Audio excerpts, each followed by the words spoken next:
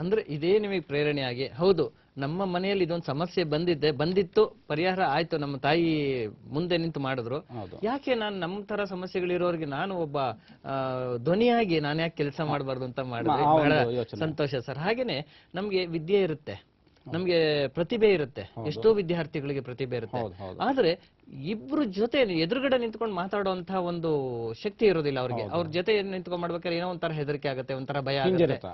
But ಪ್ರತಿಭೆ ಮಾತ್ರ ತುಂಬಾ ಚೆನ್ನಾಗಿರುತ್ತೆ. ಆದ್ರೆ ಇದೆಷ್ಟೋ ಸರಿ ಇವ್ರಿಗೆ ಸಕ್ಸಸ್ಗೆ ತುಂಬಾ ತೊಡಕಾಗತ್ತೆ. ಹಾಗಾಗಿ ಇದು ಎದುರುಗಡೆ ನಿಂತ್ಕೊಂಡು ನಾವು ಧೈರ್ಯವಾಗಿ ಮಾತಾಡುವಂಥದ್ದು, ಈ ಭಾಷಣಗಳ ವೇದಿಕೆ ಮೇಲೆ ನಿಂತ್ಕೊಂಡು ಮಾತಾಡುವಂಥದ್ದು ಅಷ್ಟು ಸುಲಭ ಅಲ್ಲ. ಯಾವುದೇ ಒಂದು ಕಾರ್ಯಕ್ರಮ ನಿರೂಪಣೆ ಮಾಡೋದು, ಸಂದರ್ಶನ ಮಾಡೋದು, ಇವೆಲ್ಲ ಅಷ್ಟು ಸುಲಭ ಅಲ್ಲ. ಆ ಒಂದು ಅವರಿಗೆ ಸಾಮಾನ್ಯ ಜ್ಞಾನದ ಜೊತೆಗೆ ಒಂದು ಧೈರ್ಯ ಕೂಡ ಇರಬೇಕು, ಆತ್ಮವಿಶ್ವಾಸ ಇರಬೇಕು. ಇದೆಲ್ಲ ಮೂಡೋದಕ್ಕೆ ನೀವೇನ್ ಮಾಡಿದ್ರಿ, ಭಾಷಣ ಕಲಿಕಾ ಶಿಬಿರಗಳನ್ನ ಕೂಡ ನೀವು ಏರ್ಪಡಿಸ್ತಾ ಇದ್ರಿ. ಹೇಳಿ ಸರ್ ಅದ್ರ ಬಗ್ಗೆ. ಸರ್, ಈ ಭಾಷಣ ಕಲಿಕಾ ಶಿಬಿರ ನನಗೆ ಆಕ್ಚುಲಿ ನಾನು ಮೂಲತಃ ಬಸವನಗುಡಿ ಅಲ್ಲಿ ನ್ಯಾಷನಲ್ ಕಾಲೇಜಿನಲ್ಲಿ ನಡೀತಕ್ಕಂಥ ಭಾಷಣಗಳನ್ನು, ಯಾಕೆಂತಂದ್ರೆ ನಾನು 83-84ನೇ ಇಸ್ವಿಯಲ್ಲಿ ರಾಮಕೃಷ್ಣ ಹೆಗಡೆ ಅವರು ಮೌಲ್ಯಾಧಾರಿತ ರಾಜಕಾರಣದ ಪ್ರತಿನಿಧಿ, ಅವರು ಭಾಷಣ ಅಂತಕ್ಕಂಥ, ನಾವು ನ್ಯಾಷನಲ್ ಕಾಲೇಜ್ ಆಟದ ಮೈದಾನದಲ್ಲಿ ಕ್ರಿಕೆಟ್ ಆಡ್ತಕ್ಕಂಥ ವ್ಯಕ್ತಿ. ಇಂಥ ಸಂದರ್ಭಗಳೇನಾಯ್ತು, ಈ ಭಾಷಣಗಳನ್ನು ಕೇಳ್ತಕ್ಕಂಥ ಅವಕಾಶಗಳು ಸಿಕ್ತು ನನಗೆ. ರಾಮಕೃಷ್ಣ ಹೆಗಡೆ ಅವ್ರ ಭಾಷಣ ಇರ್ಬೋದು, ಮಾಜಿ ಪ್ರಧಾನಿ ವಾಜಪೇಯಿ ಅವ್ರ ಭಾಷಣ ಇರ್ಬೋದು, ರಾಜೀವ್ ಗಾಂಧಿ ಅವರ ಭಾಷಣ ಇರ್ಬೋದು, ಹಲವಾರು ಹೋರಾಟಗಾರರ ಭಾಷಣಗಳನ್ನು ಕೇಳಿಸ್ಕೊಳ್ತಕ್ಕಂಥ ಬಂದೆ. ಈ ಭಾಷಣಗಳು ಒಂದು ರೀತಿ ಪ್ರೇರಣೆ ಆದರೂ ಸಹ ನಮ್ಮ ತಂದೆಯವರು ಈ ಶಂಕರ ಮಠದ ಹಿಂಭಾಗ ಒಂದು ಚಂದ್ರಶೇಖರ ಭಾರತಿ ಕಲ್ಯಾಣ ಮಂಟಪ ಅಂತ ಇದೆ. ನನ್ನನ್ನು 15-16ನೇ ವಯಸ್ಸಿನಲ್ಲಿ ಅಲ್ಲೊಂದು ಸಭೆ ನಡೀತಾ ಇತ್ತು. ಅದೇನೋ ಸರ್ವ ಸದಸ್ಯರ ಸಭೆ ಅಂತ ಹಾಕಿದ್ರು. ನನ್ನನ್ನು ಕರ್ಕೊಂಡು ಹೋದ್ರು. ನನಗೇನೋ ಚಿಕ್ಕ ಹುಡುಗ ಅಲ್ವಾ, ನನಗೆ ಏನೋ ತಿಂಡಿ ಗಿಂಡಿ ಕೊಡ್ತಾರೆ, ತಿಂತಾರೆ, ಆರಾಮಾಗಿರ್ಬೋದು ಅಂತ ಕರ್ಕೊಂಡು ಹೋದ್ರು. ಅಲ್ಲಿ ಒಂದು 10,000 ಜನ ಸೇರಿದ್ರು ಆ ಒಂದು ಸಭೆಯಲ್ಲಿ. ಒಬ್ಬ ವ್ಯಕ್ತಿ ಬಿಳಿಯ ಶರ್ಟು, ಬಿಳಿಯ ಪಂಚೆ, ಶ್ವೇತ ವಸ್ತ್ರಧಾರಿ.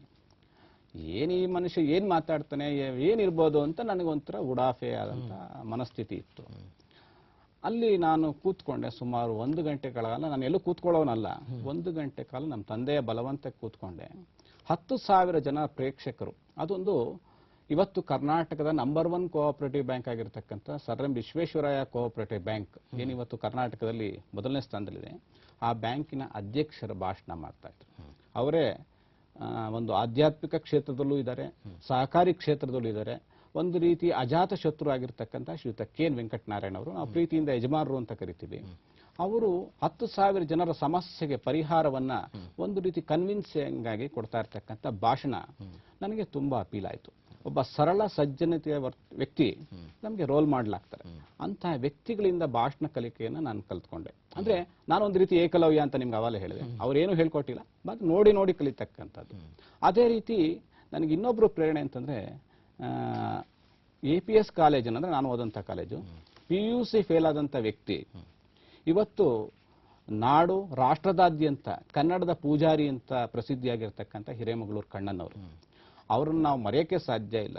ಆ ವಾಗ್ಝರಿ, ಜನರನ್ನ ಹಿಡಿದಿರ್ತಕ್ಕಂಥ ಶಕ್ತಿ, ಮತ್ತೆ ಅವರ ಮಾತುಕತೆಗಳಿಂದ ನಾವು ಯಾವುದೇ ರೀತಿ ಪ್ರಭಾವವನ್ನು ನಾವು ಬಳಸಬಹುದು ಅಂದ್ರೆ ತಾವು ಹೇಳೋದು ಈ ಭಾಷಣ ಎಷ್ಟು ಪ್ರಭಾವವನ್ನ ಬೀರುತ್ತೆ, ಎಷ್ಟು ಸಾವಿರ ಜನಗಳನ್ನ ತಮ್ಮತ್ತ ಸೆಳೆಯುತ್ತೆ, ಹಿಡಿದಿಟ್ಟಿರುತ್ತೆ, ಮಾರ್ಗದರ್ಶನ ನೀಡುತ್ತೆ. ಇವೆಲ್ಲ ಹೇಳಿದ್ರಿ. ನುಡಿದರೆ ಮುತ್ತಿನ ಹಾರದಂತಿರಬೇಕು ಅಂತ ಹೇಳಿದ್ದಾರೆ ನಮ್ಮ ಶರಣರೆಲ್ಲ. ಹಾಗೇನೆ ನೀವೊಬ್ಬ ನಿರೂಪಕರು ಕೂಡ ಹೌದು, ಕಾರ್ಯಕ್ರಮಗಳನ್ನ ನಿರೂಪಣೆ ಕೂಡ ಮಾಡ್ತೀರಿ. ಹೇಳಿ ಸರ್, ಎಂಥ ಕಾರ್ಯಕ್ರಮ ನಿರೂಪಣೆ ಅಂತಕ್ಕಂಥದ್ದು ಒಂದು ದೊಡ್ಡ ಇಂಡಸ್ಟ್ರಿಯಾಗಿ ಬೆಳೆದಿದೆ. ಆದ್ರೆ ಕಾರ್ಯಕ್ರಮ ನಿರೂಪಕ ಫಸ್ಟ್ ತಿಳ್ಕೋಬೇಕು, ನಾನು ಯಾವ ಸಭೆಯಲ್ಲಿ ಇದ್ದೇನೆ, ಅಲ್ಲಿ ಯಾವ ವಯೋಮಾನದವರಿದ್ದಾರೆ, ಅಲ್ಲಿ ಏನು ಹೇಳಬೇಕು ಏನು ಹೇಳಬಾರ್ದು ಅನ್ನೋಂತಕ್ಕಂಥ ಕಾಮನ್ ಸೆನ್ಸು ಪ್ರಜ್ಞೆ ಇದ್ಕೊಂಡು ಮಾತಾಡಬೇಕು. ಈಗ ಏನಾಗಿದೆ ಅಂತಂದ್ರೆ ಕೆಲವು ಸಭೆಗಳೇನಾಗುತ್ತೆ, ಮುಖ್ಯ ಅತಿಥಿಗಳು ಕೂತಿರ್ತಾರೆ, ನಿರೂಪಕ ಏನ್ ಮಾಡ್ತಾನೆ, ಎಲ್ಲ ಭಾಷಣನೂ ಅವನೇ ಮಾತಾಡ್ಬಿಟ್ಟಿರ್ತಾನೆ. ನಿರೂಪಕನ ಕೆಲಸ ಭಾಷಣ ಮಾಡೋದಲ್ಲ, ಆ ಒಂದು ಲಿಂಕ್ ಕೊಂಡಿಯಾಗೇ ಇರಬೇಕು, ಸೂತ್ರಧಾರ ಆಗಿರ್ಬೇಕು. ಈ ಅಡಿಗೆಗೆ ಉಪ್ಪಿದ್ದಂಗಿರ್ಬೇಕು. ಉಪ್ಪು ಜಾಸ್ತಿ ಆದ್ರೆ ಹಾಳಾಗುತ್ತೆ, ಸ್ವಲ್ಪ ಉಪ್ಪಿದ್ರೆ ಅಡಿಗೆ ಚೆನ್ನಾಗಾಗುತ್ತೆ.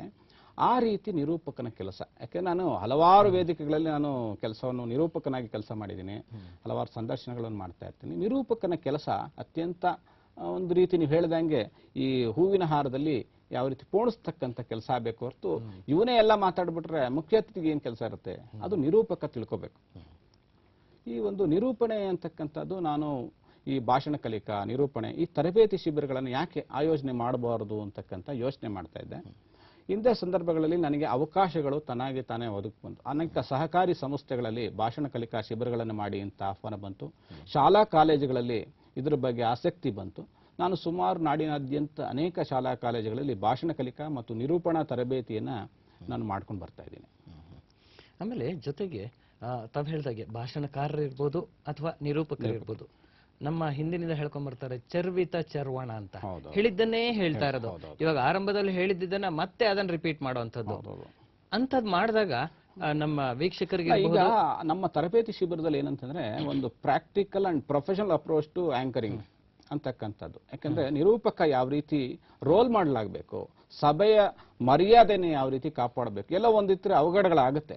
ಅದನ್ನ ಮ್ಯಾನೇಜ್ ಮಾಡಿಕೊಂಡು ಸಭೆಯ ಮರ್ಯಾದೆನೂ ಉಳಿಸ್ಕೋಬೇಕು, ಮುಖ್ಯಸ್ಥರ ಒಂದು ಮರ್ಯಾದೆನೂ ಉಳಿಸ್ಬೇಕು, ಮತ್ತೆ ಸಮಾರಂಭವನ್ನ ಅತ್ಯಂತ ಸುವ್ಯವಸ್ಥಿತವಾಗಿ ನಡೆಸ್ಕೊಂಡು ಹೋಗ್ತಕ್ಕಂಥ ಪ್ರೊಫೆಷನಲ್ ಅಪ್ರೋಚ್ ಕೊಡ್ತಕ್ಕಂಥ ತರಬೇತಿ ಶಿಬಿರಗಳು ನಮ್ದು. ಅದಕ್ಕೆ ನಾನೊಂದು ಲೆಸನ್ಗಳನ್ನ ತಯಾರು ಮಾಡಿದ್ದೀನಿ. ಯಾಕೆ ನಂದು ವಿಶೇಷ ಏನಂತಂದ್ರೆ ಹೇಳ್ಕೋಬಾರ್ದು, ಬೆಳಿಗ್ಗೆ ಮಾತಾಡಕ್ ಬರದೇ ಇರುವಂತ ವ್ಯಕ್ತಿ ಒಂದು ದಿನದ ತರಬೇತಿಯಲ್ಲಿ ಕಡೆನಲ್ಲಿ ಒಂದು ಮೈಕ್ ಇಟ್ಕೊಂಡು ಸಾರ್ವಜನಿಕವಾಗಿ ಮಾತಾಡ್ತಕ್ಕಂಥ ಒಂದು ಶಕ್ತಿಯನ್ನು ತುಂಬತಕ್ಕಂಥ ಒಂದು ಆತ್ಮವಿಶ್ವಾಸ ನನ್ನಲ್ಲಿದೆ ಸರ್. ಹಾಗೆ ನಮ್ಮ ದೇಶದ ಗಡಿಯನ್ನ ನಮ್ಮ ಸೈನಿಕರು, ನಮ್ಮ ಸೇನೆ ಕಾಯ್ತಾ ಇದ್ದಾರೆ.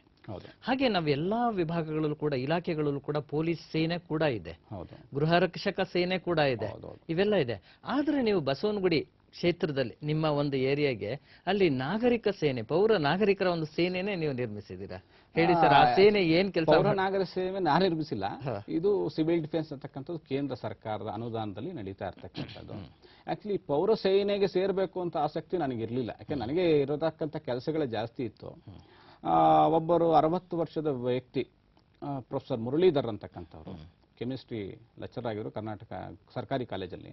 ಅವರು ನಾನು ಇದಕ್ಕೆ ಸೇರ್ಕೊಂಡಿದ್ದೀನಿ, ನೀನು ಬಾ, ನಿನಗೆ ಪಬ್ಲಿಕ್ ಕಾಂಟ್ಯಾಕ್ಟ್ಸ್ ಇದೆ, ಜನಕ್ಕೆ ಯೂಸ್ ಆಗುತ್ತೆ ಅಂತಂದ್ರು. ತುಂಬಾ ಬಲವಂತದ ನಂತರ ಪೌರ ಸೇನೆಗೆ ನಾನು ಸೇರ್ಕೊಂಡೆ. ಅಲ್ಲಿ ಹೋದ್ಮೇಲೆ ಗೊತ್ತಾಯ್ತು ನಾನು ಯಾಕೋ ಇಷ್ಟು ದಿನ ಮಿಸ್ ಮಾಡಿದೆ ಅಂತ ಅನ್ಕೊಂಡೆ.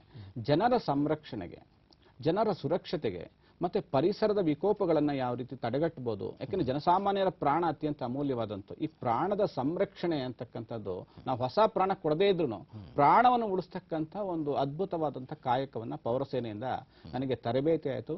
ಅದನ್ನ ಜನಸಾಮಾನ್ಯರಿಗೆ ಅರಿವಿಗೆ ತರ್ತಕ್ಕಂಥ ಕಾರ್ಯಕ್ರಮಗಳನ್ನು ಮಾಡ್ಕೊಂಡ್ ಬರ್ತಾ ಇದ್ದೀವಿ. ನೀವು ಪೌರಸೇನೆ ಜೊತೆಗೆ ನೀವು ಒಬ್ಬರು ಸೈನಿಕರಾಗಿ ಅಲ್ಲಿ ಆ ಒಂದು ಏರಿಯಾದಲ್ಲಿ ಏನು ಅವಘಡಗಳಾಗತ್ತೆ, ಆಕಸ್ಮಿಕವಾಗಿ ಅಂತಹ ಅವಘಡಗಳ ಬಗ್ಗೆ ಚಿಂತನೆ ಮಾಡಿ ಮುಂಚೆ ಎಚ್ಚರಿಕೆ ವಹಿಸೋದು, ಮತ್ತೆ ಅಂತ ಆಪತ್ಕಾಲದಲ್ಲಿ ಎಲ್ಲರ ಜೊತೆ ಹೋಗಿ ನೀವು ಕೆಲಸ ಮಾಡೋ ಜನಸಾಮಾನ್ಯರಿಗೆ ಜೊತೆಯಲ್ಲಿ ಸೇರ್ಕೊಂಡು ಮಾಡ್ತಕ್ಕಂಥದ್ದು ಪೌರಸೇನೆ. ಯಾಕಂದ್ರೆ ನಮ್ಗೆ ಸ್ವಲ್ಪ ನಾಲೆಡ್ಜ್ ಜಾಸ್ತಿ ಇರುತ್ತೆ, ಅವ್ರು ತರಬೇತಿ ಕೊಟ್ಟಿರ್ತಾರೆ. ಆ ಒಂದು ಪ್ರೆಸೆನ್ಸ್ ಆಫ್ ಮೈಂಡ್ ಅಲ್ಲಿ ಉಪಯೋಗಿಸಿ ಕೆಲಸಗಳನ್ನು ನಾವು ತೆಗಿಬೇಕಾಗುತ್ತೆ. ಯಾವುದೇ ಒಂದು ವಿಪತ್ತುಗಳು ಬರ್ಬೋದು, ಮಳೆ ಬರ್ಬೋದು, ಅಥವಾ ಗಾಳಿ ಜೋರಾಗಿ ಬಿಡಬಹುದು, ಅಪಘಾತಗಳು ಆಗುವಂತ ಸಾಧ್ಯತೆಗಳಿರುತ್ತೆ, ಕಟ್ಟಡಗಳು ಕುಸಿಯುವಂತ ಸಾಧ್ಯತೆ. ಅಂತ ಸಂದರ್ಭಗಳಲ್ಲಿ ಹೌದು, ನೀವು ಜೊತೆಗೆ ಈ ಪೊಲೀಸ್ ಇರ್ಬೋದು ಅಥವಾ ಗೃಹ ರಕ್ಷಕ ದಳ ಇರ್ಬೋದು, ನಮ್ಮ ಅಗ್ನಿಶಾಮಕ ದಳ, ಅವ್ರ ಜೊತೆ ನೀವು ಕೂಡ ಕೈ ಸೇರಿಸಿ ಕೆಲಸ ಮಾಡುವಂತ